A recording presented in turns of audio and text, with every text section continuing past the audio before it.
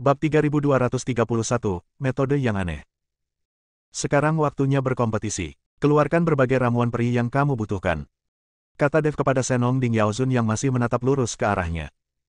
Baik, Yaozun mengangguk, lalu memerintahkan orang-orang untuk mengeluarkan berbagai ramuan peri yang digunakan untuk memurnikan pil jade clear. Namun saat ini, wajah Yaozun tidak lagi memiliki kepercayaan diri seperti sebelumnya. Lagi pula, Dev langsung mengeluarkan kuali Senong, yang mengejutkan kepercayaan diri Yaozun.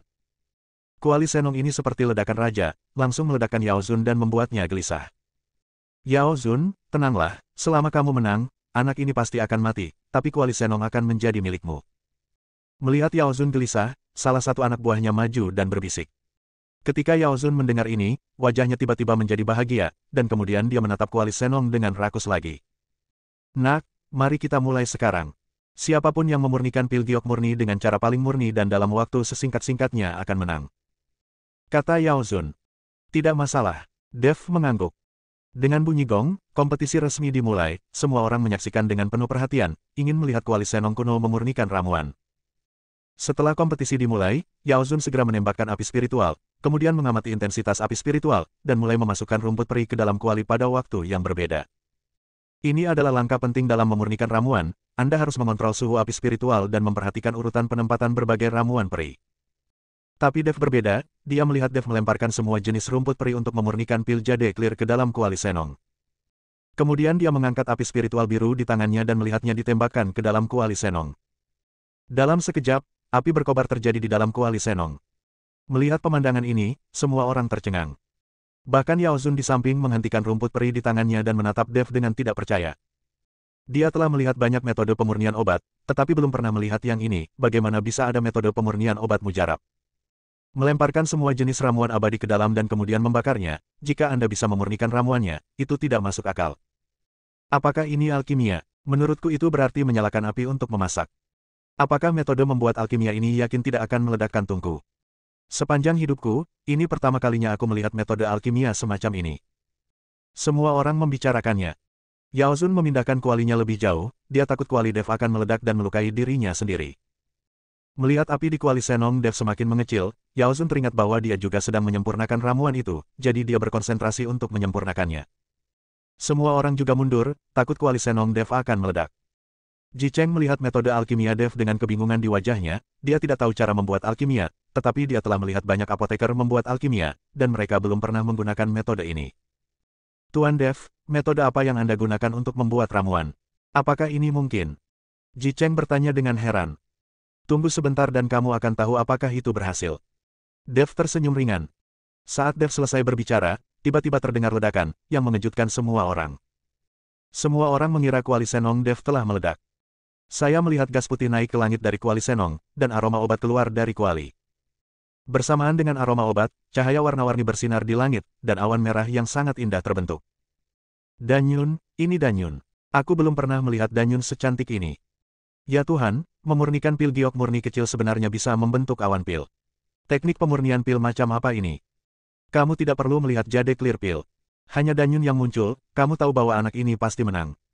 Yaozun telah menyempurnakan jade clear pills yang tak terhitung jumlahnya, tapi kali ini Danyun tidak pernah muncul. Semua orang memandang Danyun di udara dalam keheningan yang tercengang, seolah-olah mereka disambar petir. Yaozun melihat ramuan itu, duduk di tanah, lalu menggosok matanya dengan kuat, dia tidak percaya bahwa ini adalah awan ramuan yang dibentuk oleh pemurnian ramuan oleh Dev. Bab 3232, luar biasa. Setelah sekian lama, semua orang berkumpul, dan seorang apoteker parubaya berkata kepada Dev, anak muda.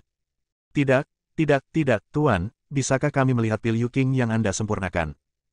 Tentu saja, Dev melemparkan pil Yuking yang telah dimurnikan tanpa ragu-ragu. Apoteker parubaya menekan pil Yuking dan mengamatinya dengan cermat, jika yang lain juga maju dan memperhatikan dengan cermat. Saya melihat giok King Dan yang dimurnikan oleh Dev penuh warna dan harum, sekilas saya tahu itu yang terbaik. Orang-orang ini semua adalah apoteker dan mereka semua tahu bidangnya. Ini sangat sempurna. Ini adalah pil Yuking paling sempurna yang pernah saya lihat. Mampu menyempurnakan pil Yuking yang begitu sempurna hanya dalam beberapa menit sungguh sebuah keajaiban. Dengan keterampilan alkimia di usia yang begitu muda, dia pasti akan menjadi peri pengobatan di masa depan. Semua orang memuji pil Yuking Dev. Bahkan Yaozun, yang terjatuh ke tanah, bangkit saat ini dan buru-buru datang untuk melihat jade clear pil. Saat diperiksa, wajah Yao Zun menjadi sangat jelek. Pil Yuking yang disempurnakan oleh Dev memang sempurna, dan juga mengarah ke Dan Yun. Dengan metode ini, Yao Zun tahu bahwa dia telah kalah. Tuan Dev, saya tidak menyangka Anda begitu kuat. Ji Cheng memandang Dev dengan kaget. Dia tidak pernah menyangka bahwa teman biasa Ji Yun akan memiliki keterampilan alkimia yang luar biasa. Bahkan tabib kota kuning dan biru mereka dikalahkan oleh tangannya. Saat ini, Ji Cheng lebih menghormati Dev. Yao Zun, aku ingin tahu siapa yang akan kalah dan siapa yang akan menang dalam kompetisi kita. Dev memandang Yao Zun dan bertanya. Yao Zun memandang Dev, dengan ekspresi malu dan malu di wajahnya, dan berkata, kamu menang. Sejak aku menang, apakah rumah besar ini dan semua rumput peri ini milikku? Dev tersenyum ringan. Ya, aku akan membawamu ke tempat penyimpanan rumput peri. Setelah serah terima, aku akan pergi. Yao Zun mengangguk. Walaupun ahli pengobatan ini sangat sombong dan penuh nafsu, namun ia tetap memiliki keberanian, lagi pula ia berani menanggung akibatnya jika kalah. Melihat tuan pengobatan masih memiliki energi, Dev berkata, saya baru saja lewat sini. Saya tidak punya waktu untuk mengelola rumah besar ini dan banyak rumput peri. Anda dapat tinggal di sini untuk membantu saya mengelolanya. Yao Zun tertegun sejenak, lalu memahami maksud Dev, dan berkata dengan semangat, terima kasih, Tuan Dev, saya akan melakukan yang terbaik untuk membantu Tuan Dev melindungi tempat ini. Tuan, terimalah saya sebagai murid Anda. Tuan, terimalah aku, terimalah aku. Tuan Dev, aku mencintaimu, aku bersedia melakukan apapun untukmu, aku bersedia tidur denganmu. Banyak apoteker berlutut dan ingin memuja Dev sebagai guru mereka. Beberapa apoteker wanita tanpa malu-malu ingin menggunakan tubuh mereka untuk merayu Dev. Namun, Dev mengabaikan orang-orang ini dan meminta Yao Zun membawa mereka untuk mengambil rumput peri. Setelah mendapatkan rumput burung penyanyi, Dev dan Ji Cheng kembali ke rumah Ji. Sudah memiliki cukup rumput peri, Dev mulai menyempurnakan ramuannya. Selama periode ini, Ji Cheng memberitahu Ji Lianjun apa yang dia lihat dan dengar di asosiasi apoteker. Apa, kamu tidak berbohong padaku, kan? Bahkan tabib dikalahkan oleh Tuan Dev. Ji Lianjun berkata dengan ekspresi terkejut. Ayah, itu benar sekali. Keterampilan alkimia Tuan Dev berada pada puncaknya. Tidakkah kamu melihat bahwa ahli pengobatan yang awalnya sombong itu menundukkan kepalanya di depan Tuan Dev? Ji Cheng sangat bersemangat saat memikirkan momen di rumah Yao Zun itu. Luar biasa, aku tidak menyangka teman yang dibawa oleh saudara keenammu akan begitu kuat. Sepertinya penyakit kakekmu benar-benar bisa disembuhkan. Ji Lianjun menghela nafas. Pasti ada bantuan. Saya tidak tahu di mana saudara keenam saya bertemu dengan seorang apoteker seperti Tuan Dev. Ji Cheng berkata dengan rasa ingin tahu. Bab 3233, tidak ada kekurangan perempuan. Cenger, cari saudara keenammu. Aku ingin bertanya padanya bagaimana dia bisa mengenal apoteker seperti Tuan Dev. Ji Lianjun juga ingin tahu bagaimana Ji Yun dan Dev bertemu. Ji Cheng mengangguk dan kemudian menemukan Ji Yun. Menghadapi pertanyaan Ji Lianjun, Ji Yun tidak menyembunyikan terlalu banyak dan menceritakan segalanya tentang mengikuti Dev. Ji Lianjun dan Ji Cheng sama-sama tercengang saat mendengar berbagai perbuatan Dev. Tak satu pun dari mereka yang dapat membayangkan bahwa Dev, seorang biksu muda yang tampaknya hanya berada di alam penggabungan, benar-benar dapat mengalahkan alam kesengsaraan. Dan dia berani menyinggung aliansi penyegel iblis dan membunuh subpenguasa aliansi penyegel iblis. Kakak keenam, kamu tidak berbohong, kan? Jika kamu berkata begitu, Tuan Dev ini benar-benar orang yang aneh. Ji Cheng tidak dapat mempercayainya, lagi pula, semua yang dilakukan Dev melebihi pengetahuan mereka. Aliansi penyegel iblis, beraninya dia memprovokasi aliansi penyegel iblis. Alis Ji Lianjun sedikit berkerut. Setelah beberapa saat, Ji Lianjun memberitahu Ji Yun, Xianefu, ingat, jangan sebutkan identitas Tuan Dev kepada siapapun. Jika Tuan Dev benar-benar menyembuhkan kakekmu, saya akan memberimu sejumlah sumber daya. Cepatlah, pergi dari sini. Lagi pula, perjalanan ke Gunung Tianmo masih jauh. Kamu memerlukan susunan teleportasi. Aku bisa mengirim seseorang untuk mengirimmu ke kota Zuhuang. Ada susunan teleportasi di sana yang bisa memindahkanmu ke wilayah selatan. Paman, apakah akan terjadi sesuatu pada keluarga Ji kita? Aku selalu merasa kamu dan kakak laki-laki tertua menyembunyikan sesuatu dariku. Ji Yun memandang Ji Lianjun dengan ragu dan bertanya. Tidak apa-apa, di kota kuning dan biru ini, keluarga Ji kita adalah dewa. Jika terjadi sesuatu, jangan pikirkan itu dan biarkan kakak laki-lakimu membawamu berkeliling.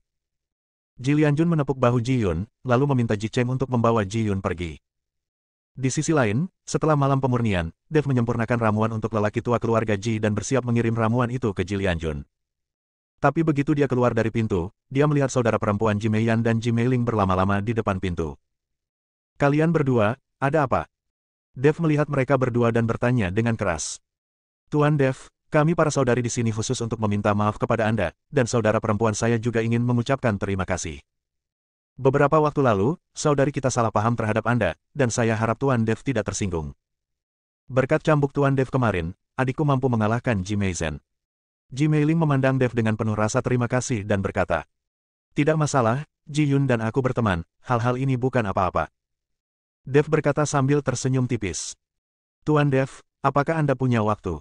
Kami ingin mengajak Anda berjalan-jalan di jalan agar Anda dapat menikmati pemandangan indah kota kuning dan biru kami," tanya Ji Meiling. "Aku baru saja akan pergi mencari ayahmu.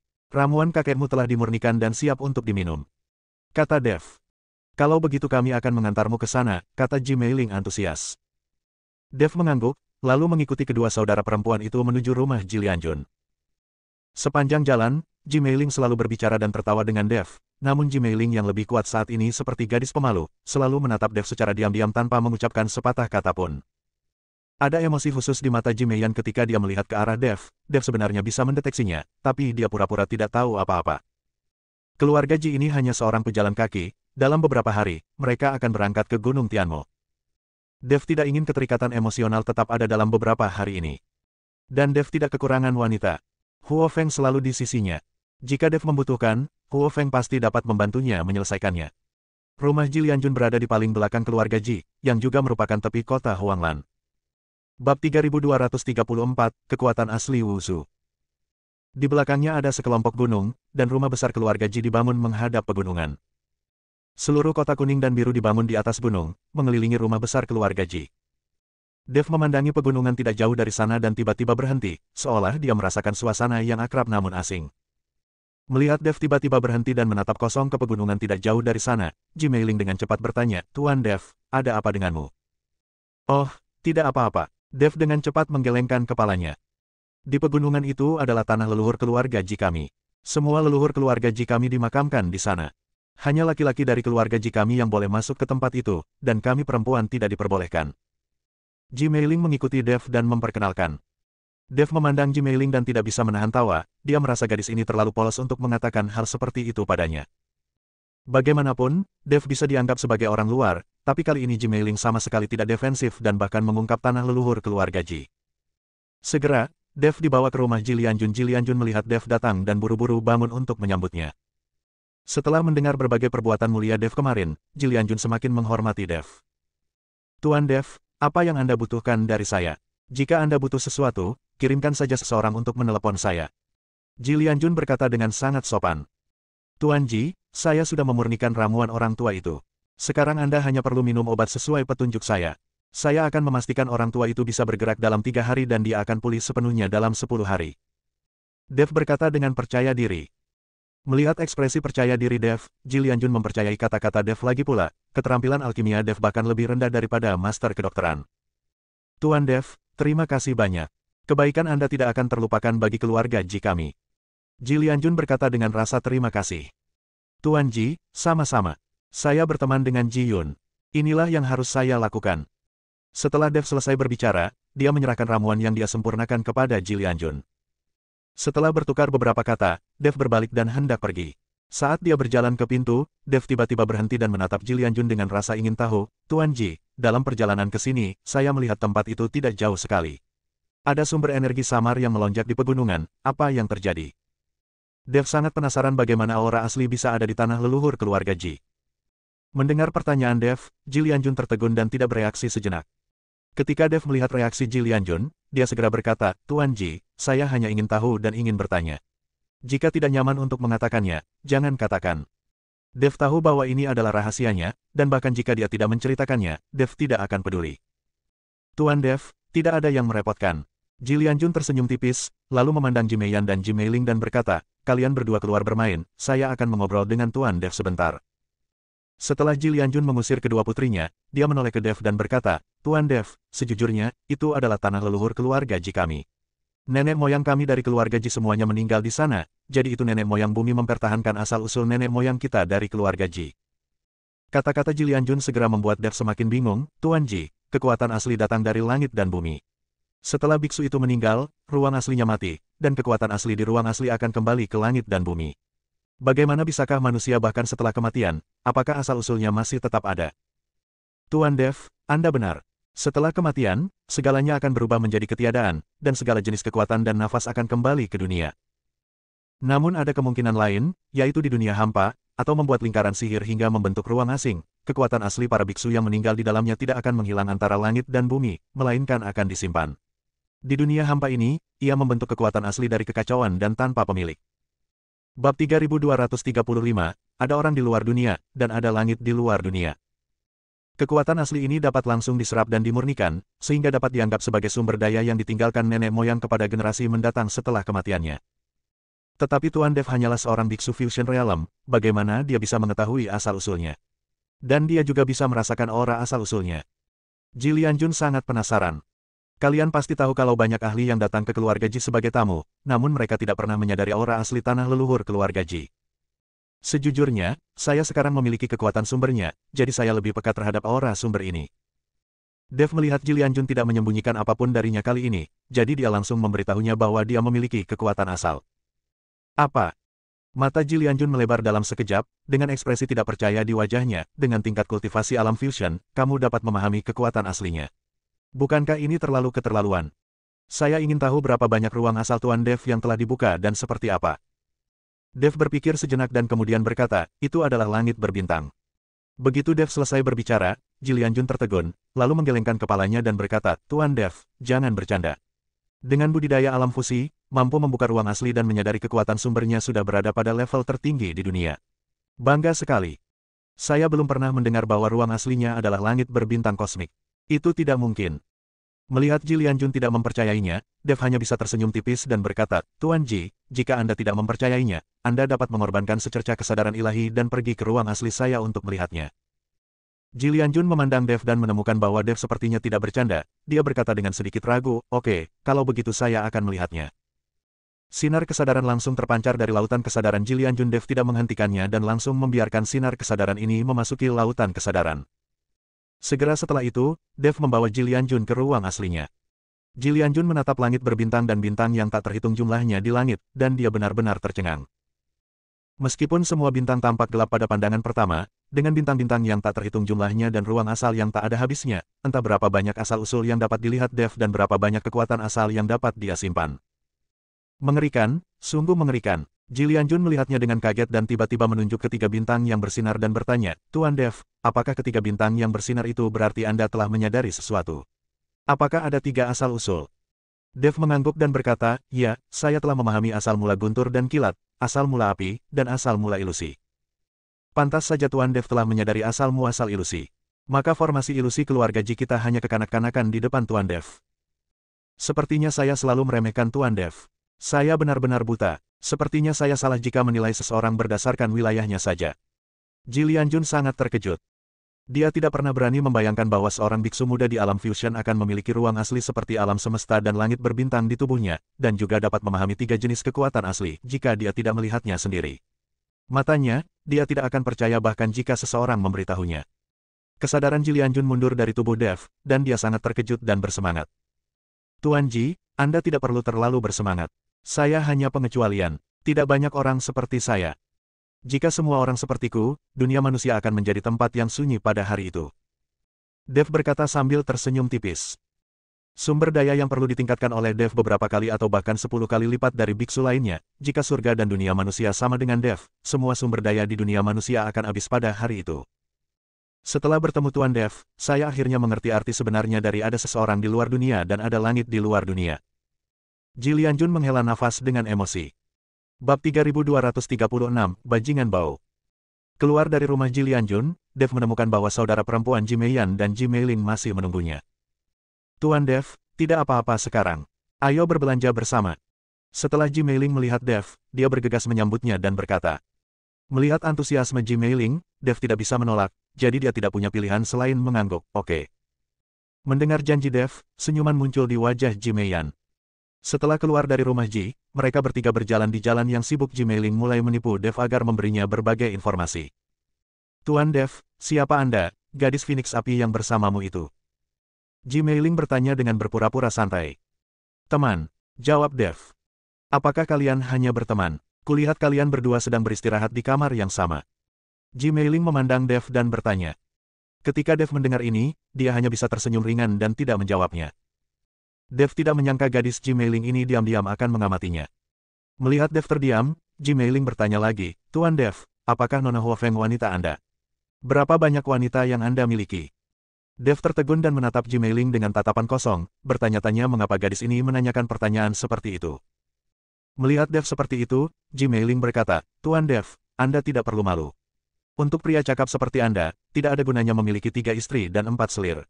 Tapi saya mendengar dari kakak laki-laki saya bahwa Anda keterampilan alkimia, jauh lebih kuat daripada Yao Zun kami dari kota Huanglan. Bahkan ahli pengobatan kita di kota Huanglan memiliki lebih dari selusin wanita.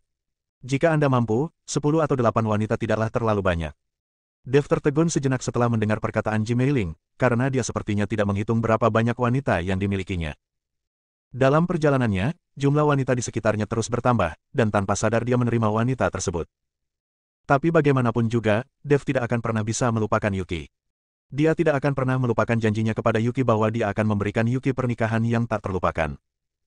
Melihat Dev tertegun dan sepertinya sedang memikirkan sesuatu, Ji Meiling ingin menanyakan hal lain, tapi disela oleh Ji Meiyan di sampingnya, Adik, apakah kamu mengganggu dengan omelanmu? Apakah kamu tidak mengganggu? Tuan Dev juga kesal. Saya setuju bahwa saya akan mengajak Tuan Dev berbelanja, dan saya tidak hanya mendengarkan omelan Anda. Oke, aku tidak akan mengatakan apa-apa lagi. Kakak, aku kasihan padamu. Ji Meiling terkekeh dan lari. Ji Meiling melakukannya dengan sengaja menciptakan kesempatan bagi Dev dan Ji Meiyan untuk berduaan. Gadis sialan ini, Ji Meiyan memelototi Ji Meiling, lalu menatap Dev dan berkata, Tuan Dev, jangan khawatir, adikku terkadang banyak bicara. Tidak masalah. Dev tersenyum tipis. Tuan Dev, ayo kita ke depan dan melihat. Ada banyak barang yang dijual di depan. Ji Meiyan membawa Dev dan terus bergerak maju. Tapi setelah mengambil 2 langkah, aku mendengar teriakan Ji Meiling. Kamu bajingan, biarkan aku pergi, biarkan aku pergi. Ji Meiling berteriak keras. Mendengar suara ini, Dev dan Ji Meiyan segera berlari ke depan. Tak jauh di depannya, seorang pemuda jangkung sedang meraih pergelangan tangan Ji Meiling dan berkata dengan ekspresi menggoda di wajahnya, cantik, kamu menabrakku. Jika kamu tidak meminta maaf padaku, apakah kamu ingin lari? Pemuda itu sangat kuat, dan Ji Meiling tidak bisa melepaskan diri sama sekali. Di belakang pemuda itu, ada beberapa orang yang mengikuti, semuanya tertawa. Banyak orang yang menonton semuanya terkejut. Siapa pria besar bodoh ini? Dia bahkan berani menggoda wanita tertua dari keluarga Ji. Sekilas, dia terlihat seperti berasal dari luar kota. Dia menggoda wanita tertua dari keluarga Ji. Dia tidak ingin hidup lagi. Dilihat dari bentuk tubuh mereka sangat mirip dengan orang-orang dari Istana Juman. Semua orang berbicara, tetapi tidak ada yang berani melangkah maju untuk membantu. Bab 3237, tenang. Kamu bajingan, cepat lepaskan adikku. Ji Meiyan bergegas maju dengan amarah di wajahnya, saat dia melihat Ji Meiling ditangkap oleh pemuda itu, dia berteriak keras. Pemuda itu melihat Ji Meiyan, lalu menatap Ji Meiling, dan matanya tiba-tiba bersinar. Ternyata mereka kembar, hebat sekali. Sepertinya begitu sampai di kota kuning dan biru ini, saya bisa menikmati penerbangan ganda, dan mereka juga saudara kembar. Menyenangkan sekali hanya dengan memikirkannya. Saya akan menikmatinya sebentar. Pemuda itu berbicara dengan bebas dan mempermalukan kedua saudara perempuan Ji Meiyan dan Ji Meiling. Wajah Ji Meiyan memerah karena malu, namun di tangan pemuda itu, Ji Meiling tidak berani bertindak gegabah. Biarkan dia pergi. Pada saat ini, Dev juga melangkah maju, menatap pemuda di depannya dan berkata dengan tegas. Pemuda itu memandang Dev, mengerutkan kening dan berkata, jadi, itu kamu. Pemuda ini tak lain adalah Qin Jingyun, putra tertua Istana Juman, yang hampir berkonflik dengan Dev saat pembentukan teleportasi di Istana Juman. Qin Jingyun dan yang lainnya juga diundang oleh Ji Lianying dan datang ke kota Huanglan. Tanpa diduga, Qin Jingyun menemukan Ji Meiling yang cantik setelah tiba di kota Huanglan.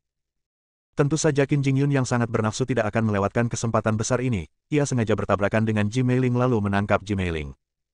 Tuan Dev, apakah Anda kenal orang ini? Ji Meiyan memandang Dev dan bertanya. Dev mengangguk, ini adalah Tuan Muda Istana Juman, namanya Qin Jingyun. Ketika saya pertama kali datang ke kota Huanglan, saya hampir mengalami konflik dengan orang ini saat menaiki susunan teleportasi. Orang-orang dari Istana Juman wilayah utara. Ji Meiyan mengerutkan kening, lalu bertanya dengan bingung, apa yang mereka lakukan di kota kuning dan biru kita. Dev menggelengkan kepalanya, saya juga tidak tahu. Dev tidak tahu bahwa orang-orang dari Istana Juman ini diundang oleh Ji Lianying. Nak, tolong urus urusanmu sendiri dan keluar dari sini. Aku tidak akan merepotkanmu tentang apa yang terjadi di masa lalu. Jika kamu berani ikut campur dalam urusan orang lain, aku akan membuatmu berjalan-jalan tanpa makanan. Qin Jingyun mengancam Dev. Aku tidak tahu kalau kamulah yang menggodamu, kan? Tahukah kamu siapa yang kamu tangkap? Itu adalah putri sulung keluarga Ji. Apa menurutmu kamu bisa keluar dari sini jika menyentuh putri sulung keluarga Ji? Keluarga Ji. Dev memindahkan keluarga Ji, bagaimanapun, keluarga Ji memiliki otoritas absolut di kota Huanglan. Ketika Qin Jingyun mendengar bahwa dia sedang menggendong putri tertua keluarga Ji, dia sedikit terkejut. Kemudian seorang murid istana Juman datang dan berbisik, "Tuan muda, saya bertanya, ini memang wanita tertua dari keluarga Ji." Ketika Qin Jingyun melihat ini, dia hanya bisa melepaskan Ji Meiling. Tapi saat dia melepaskan Ji Meiling, Qin Jingyun menamparkan pantat Ji Meiling. Pria pengecut ini, meskipun dia tahu bahwa Ji Meiling adalah putri tertua dari keluarga Ji, dia tetap harus mengambil keuntungan. Wajah Ji Meiling memerah karena malu, dia langsung mengeluarkan pedang panjang dari pinggangnya dan berkata, "Dasar gangster, aku akan membunuhmu." Adik perempuan, Ji Meiyan melihat ini dan buru-buru menghentikan Ji Meiling. Sekarang mereka bukan tandingan orang seperti Qin Jingyun. Jika mereka mengambil tindakan sekarang, mereka pasti akan menderita. Selama orang-orang ini tidak meninggalkan kota Huanglan dan memberitahu Ji Lianjun kapan mereka kembali, Ji Lianjun pasti akan mencari keadilan bagi putrinya. "Kak, jangan hentikan aku akan membunuh gangster bau ini." Ji Meiling berteriak dengan amarah di matanya. Di depan umum, sebagai wanita tertua dari keluarga Ji, bagaimana mungkin Ji Meiling tidak marah ketika ada yang menyentuh pantatnya? "Adik perempuan, kamu bukan tandingannya. Saat kita kembali, beritahu ayahmu dan biarkan dia yang mengambil keputusan untukmu." Ji Meiyan menarik Ji Meiling dan berkata, "Nona Ji, orang-orang dari istana Juman ini cukup kuat, kamu harus tenang." Dev juga berkata pada Ji Meiling. Bab 3238, hanya dibutuhkan satu tangan. Kata-kata Dev membuat Ji Meiling terdiam, lalu dia menatap Qin Jingyun dan berkata, "Tunggu aku, jangan tinggalkan kota Huanglan jika kamu bisa." Setelah mengatakan itu, Ji Meiling dan yang lainnya bersiap untuk pergi. "Tunggu sebentar." Qin Jingyun berteriak, dan kemudian beberapa anak buahnya menghalangi jalan Dev. Ji Meiyan mengerutkan kening dan berkata, "Apa yang kamu inginkan? Ini kota Huanglan, bukan istana Jumanmu. Jika kamu berani mengambil tindakan, saya jamin kamu akan mati tanpa ada bagian tubuh." "Nona Ji, jangan salah paham. Aku tidak akan menghentikanmu. Aku hanya bersenang-senang sedikit dan ingin mengikuti perhitungan anak ini." Qin Jingyun menunjuk ke arah Dev dan berkata. Ji Meiyan melirik Dev, lalu berdiri di depan Dev dan berkata, "Tuan Dev adalah tamu keluarga Ji saya. Jika Anda menyentuhnya, Anda menyentuh keluarga Ji kami. Jika Anda memiliki kemampuan, cobalah." "Nona Ji, kuharap kamu bisa melihat situasinya dengan jelas. Aku akan memberikan wajah keluarga Jimu dan membiarkan kalian pergi. Jangan malu-malu. Menurutmu apakah aku, istana Juman, benar-benar takut dengan keluarga Jimu?" Qin Jingyun menyipitkan matanya dan berkata dengan dingin. "Kamu." Ji Meiyan langsung tercengang dan tidak bisa berkata-kata. "Nona Ji, mari kita selesaikan sendiri masalah antara dia dan aku. Kamu tidak perlu mengkhawatirkannya," kata Dev, mengambil 2 langkah ke depan, mendatangi Qin Jingyun dan berkata, "Bagaimana kamu ingin menetap denganku?" Qin Jingyun memandang Dev dari atas ke bawah dan berkata, "Aku juga tidak akan mengganggumu. Kita berdua akan saling memukul. Jika kamu selamat dari pukulan ini, liburan kita akan berakhir." Istana Juman terkenal dengan kekuatannya, dan sekarang Qin Jingyun berada di alam kesengsaraan, sedangkan Dev hanya berada di alam penggabungan, jadi dia sangat percaya diri. "Kamu tidak tahu malu. Kamu, seorang biksu di alam kesengsaraan, bersaing dengan seorang biksu di alam penggabungan. Ini sama sekali tidak adil." Ji Meiyan melihat ini dan berteriak keras. "Apa yang adil dan tidak adil? Bagaimana bisa ada keadilan di dunia surga dan bumi ini? Siapa yang membuat keahliannya lebih rendah dari orang lain?" Qin Jingyun mengangkat sudut mulutnya dan berkata. Ji Meiyan ingin mengatakan sesuatu yang lain, tetapi langsung disela oleh Dev, "Nona Ji, saya hanya akan memukulnya, itu bukan masalah besar." "Tuan Dev, Anda hanya berada di alam penggabungan, tetapi dia berada di alam kesengsaraan. Bahkan adik perempuan saya bukanlah tandingannya. Saya khawatir Anda tidak akan mampu menahan pukulan." Ji Meiyan berkata dengan cemas. "Tuan Dev, orang ini setidaknya berada di alam kesengsaraan tingkat kedua atau lebih tinggi. Saya bahkan tidak bisa melawannya. Saya khawatir Anda benar-benar tidak bisa." Ji Meiling juga membujuk Dev. "Jangan khawatir, mungkin aku bisa." Dev tersenyum tipis, lalu menatap Qin Jingyun, "Itu hanya pukulan, tetapi jika aku menyakitimu, kamu tidak dapat menyelesaikan konsekuensinya." "Hanya kamu?" Wajah Qin Jingyun penuh dengan penghinaan, "Bahkan jika saya berdiri diam, Anda bahkan tidak berpikir untuk menyakiti saya, dan Anda masih berani berbicara omong kosong di sini. Untuk menghadapi orang sepertimu, aku akan menjatuhkanmu hanya dengan satu tangan. Aku akan membiarkanmu menyerang terlebih dahulu. Qin Jingyun melambai pada Dev. Ketika Dev melihat ini, dia membuka postur tubuhnya, dan aura di tubuhnya juga meningkat. Tubuh Dev seperti kilat, langsung menghilang di tempat dan menuju Qin Jingyun. Qin Jingyun mengerutkan kening, dan rasa jijik di wajahnya menghilang, dia tidak menyangka Dev akan secepat itu. Pada saat dia bereaksi, Dev sudah berada di depannya, tinjunya meledak dengan cahaya kemasan dan langsung menuju ke dada Qin Jingyun. Tinju Dev belum tiba, tetapi angin tinju yang tajam sudah menderu ke arahnya, membuat Qin Jingyun merasakan bahayanya. Ketika Qin Jingyun melihat ini, dia menjerit pelan, dan tubuhnya tiba-tiba membengkak. Bola kabut darah merah mulai menyebar, dengan cepat membungkus tubuh Qin Jingyun. Pada saat ini, kekuatan di tubuh Qin Jingyun terus melonjak, mencapai tingkat alam kesengsaraan tingkat keempat. Bab 3239, ini sangat memalukan. Melihat kekuatan Qin Jingyun hampir mencapai alam kesengsaraan tingkat keempat, Ji Meiyan dan Ji Meiling menjadi gugup. Mereka tidak menyangka bahwa Qin Jingyun sebenarnya menyembunyikan sebagian dari kekuatannya. Melihat ini, semua orang di sekitar mereka juga melihat ke arah Dev, mengatakan bahwa Dev khawatir. Bagaimanapun, perbedaan kekuatan antara Dev dan Qin Jingyun terlalu besar. Teman kecil Tao ini mungkin akan mendapat masalah sekarang. Membandingkan alam penggabungan dan alam kesengsaraan, tidak ada peluang untuk menang. Orang Tao ini pasti seorang apoteker. Kemarin dia dikalahkan oleh ahli pengobatan. Sayang sekali dia kehilangan kemampuannya dalam memurnikan obat. Sayang sekali seseorang mengenali identitas Dev. Lagi pula, alkemis tingkat tinggi jarang terjadi, tapi semua orang tahu bahwa kekuatan seorang alkemis tidak terlalu tinggi. Lagi pula, para alkemis ini terutama fokus pada alkimia dan keterampilan medis. Nak, apakah kamu takut sekarang? Jika ya, kamu bisa berlutut di tanah dan bersujud kepadaku 3 kali, dan aku akan menghindari pukulan ini. Qin Jingyun memandang Dev dan berkata dengan bangga. Alam kesengsaraan tingkat ketiga benar-benar bagus. Aku tidak menyangka orang besar bodoh dari istana Jumanmu bisa mencapai level ini. Dev tersenyum ringan, sama sekali tidak menganggap serius Qin Jingyun. Meskipun kekuatan Qin Jingyun saat ini telah mencapai alam kesengsaraan tingkat ketiga, Dev masih tidak takut. Saya melihat cahaya kemasan di tubuh Dev berkedip, dan kekuatan naga meledak. Bang! Tinjunya bertabrakan, mengeluarkan suara yang memekakan telinga, seperti sambaran petir. Klik! Mendengar suara retakan tulang yang tajam, ekspresi Qin Jingyun berubah drastis, kabut berwarna darah di sekitarnya langsung menghilang, dan dia terbang mundur dalam sekejap. Boom! Tubuh besar Qin Jingyun langsung merobohkan rumah-rumah di kedua sisi, terbang ratusan meter sebelum berhenti, dan dalam jarak ratusan meter ini, semua rumah runtuh dan berantakan. Melihat pemandangan ini, mata semua orang membelalak dan terdiam. Tak satu pun dari mereka menyangka bahwa Dev, seorang biksu di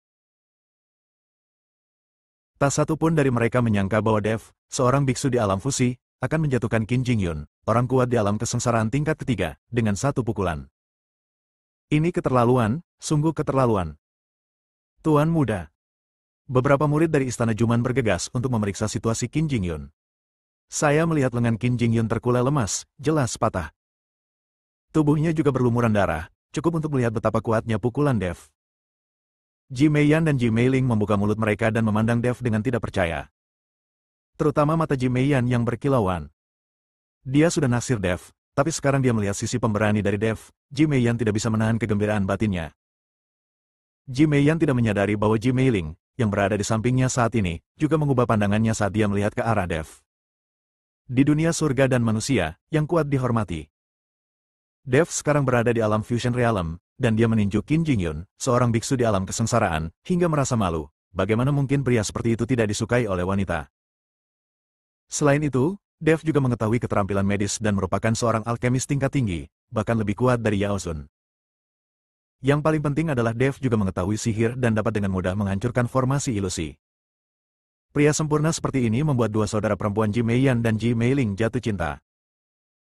Di dunia dewa dan manusia, tidak ada batasan dan batasan dalam hubungan antara pria dan wanita seperti di dunia sekuler. Jika Dev menganggukkan kepalanya sekarang, saudara perempuan Ji Meiyan dan Ji Meiling akan mengabdikan diri tanpa ragu-ragu. Semua saudari akan merasa terhormat jika dikawal oleh pria kuat seperti Dev. Dev tidak tahu apa yang dipikirkan kedua saudara perempuan itu, tetapi menatap dingin ke arah Qin Jingyun yang sedang dibantu.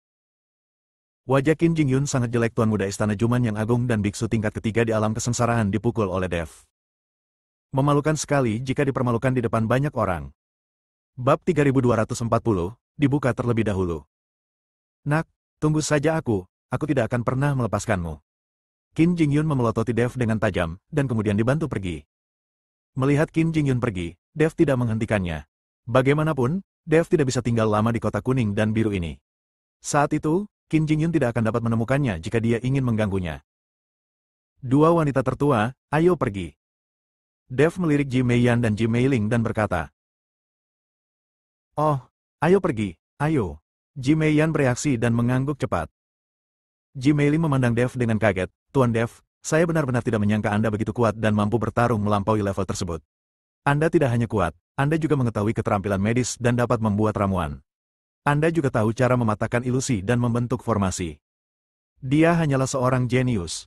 Di kota kuning dan biru kita, atau bahkan di seluruh benua tengah, kita mungkin tidak dapat menemukan seorang jenius unik seperti Tuan Dev. Adik perempuan, apalagi benua Zhongyu, bahkan di seluruh surga dan dunia manusia, tidak ada anak muda yang bisa menandingi Tuan Dev," kata Ji Meiyan. Kedua saudara perempuan itu sangat memuji Dev sehingga Dev merasa sedikit malu. Saat mereka bertiga sedang berjalan dan mengobrol, tiba-tiba ke arah kediaman keluarga Ji di kota Huanglan, aura yang membumbung tinggi dari tanah, menyebar seketika, dan menyelimuti seluruh kota Huanglan. Nafas ini seperti sesuatu yang tiba-tiba meledak, menyebar ke segala arah, dan menghilang dalam sekejap. Namun saat nafas ini lewat di hadapannya, Dev langsung merasakannya, ini adalah kekuatan asli, dan itu adalah kekuatan asli Wuzu. Apa yang terjadi? Apa yang terjadi di rumah? Aku juga tidak tahu. Cepat, pulang dan lihat.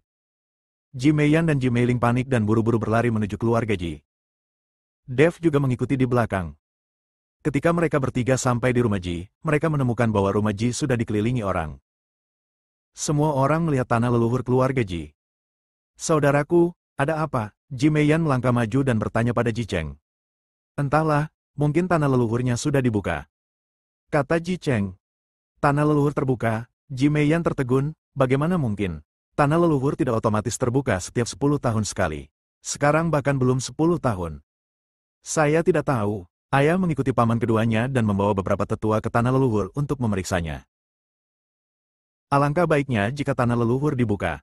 Nenek moyang pasti sudah merasakan kedatangan saudara keenam dan membuka tanah leluhur terlebih dahulu. Ji Cheng melirik Ji Yun dan berkata, "Saudaraku, apa gunanya membuka tanah leluhur ini?" Ji Yun bertanya dengan bingung. "Saudara keenam, di tanah leluhur ini, banyak terdapat harta peninggalan nenek moyang kita, dan juga berbagai sumber yang tidak dimiliki. Ini adalah sumber daya yang bagus untuk bercocok tanam." Ji Cheng berkata pada Ji Yun. Setelah mendengar ini, Ji Yun terlihat sedikit malu dan berkata, "Tapi aku tidak menyadari asal-usulnya." "Tidak apa-apa, apa menurutmu kita telah menyadari bahwa kita tidak bisa menyerap asal-muasal dari yang tak bertuan, tapi kita bisa menyerap nafas lain. Selama kita bisa masuk, itu pasti akan menjadi hal yang hebat. Tanah leluhur ini hanya dibuka 10 tahun sekali. Saya tidak menyangka akan dibuka lebih awal kali ini. Kalau benar dibuka lebih awal, itu membuktikan betapa beruntungnya kamu, saudara keenam." Ji Cheng memandang Ji Yun dengan iri dan berkata, "Semua orang menunggu dengan tenang. Tidak jelas bagaimana situasi spesifiknya sekarang." Tidak lama kemudian, Ji Lianjun dan Ji Lianying keluar dari tanah leluhur, diikuti oleh beberapa tetua keluarga Ji. Semua orang memiliki kebingungan dan keraguan di wajah mereka. "Ayah, apa kabar? Apakah tanah leluhur sudah dibuka?" Melihat ini, Ji Cheng bergegas dan bertanya. Ji Lianjun mengangguk, "Memang dihidupkan. Kali ini sungguh aneh. Mengapa menyala sebelum waktunya? Apakah kamu tidak masuk dan bertanya pada Taisu?" Ji Cheng bertanya. Bersambung.